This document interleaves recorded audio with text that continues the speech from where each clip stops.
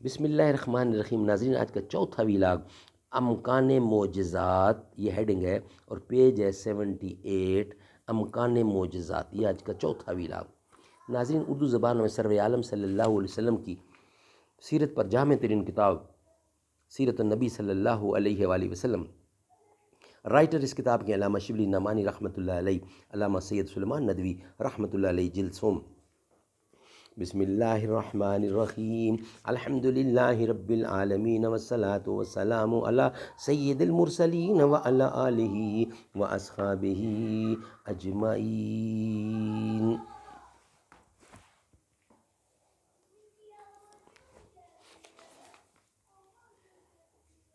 دربار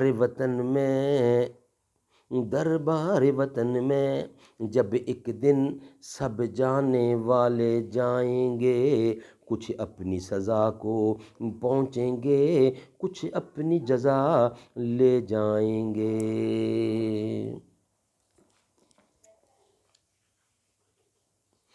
اے خاک نشینوں اٹھ بیٹھو، وہ وقت قریب آ پہنچا ہے، جب تخت گرائے جائیں گے، جب تخت اچھالے جائیں گے، جب تخت گرائے جائیں گے، جب تاج اچھالے جائیں گے۔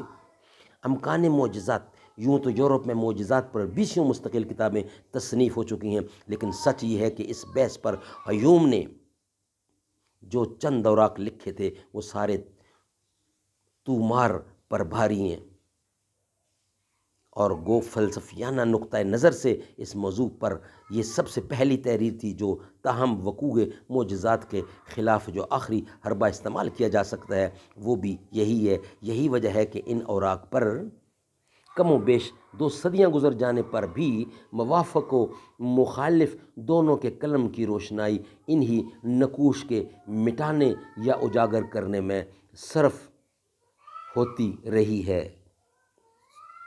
ناظرین، ہمارا چوتھا ویلاگ کمپلیٹ ہوا۔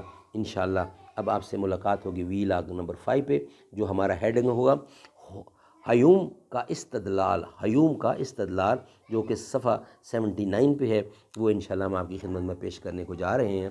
یہ چوتھا ویلاگ ہمارا آج کا کمپلیٹ ہوا، امکان معجزات۔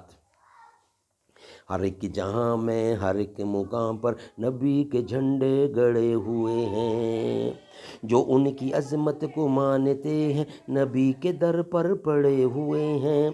نبی کی نعتیں، نبی کی باتیں میں پڑھ رہا ہوں، میں لکھ رہا ہوں، میں دیکھتا ہوں، اسی کے صدقے گناہ میرے جھڑے ہوئے ہیں۔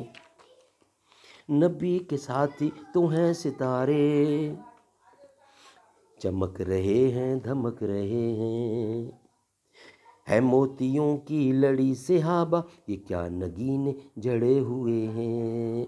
وہ جنگ خندق یا بدر و احد، تبوک ہو یا غزوہ خیبر، جہاں جہاں بھی نظر پڑی ہے وہیں صحابہ کھڑے ہوئے ہیں۔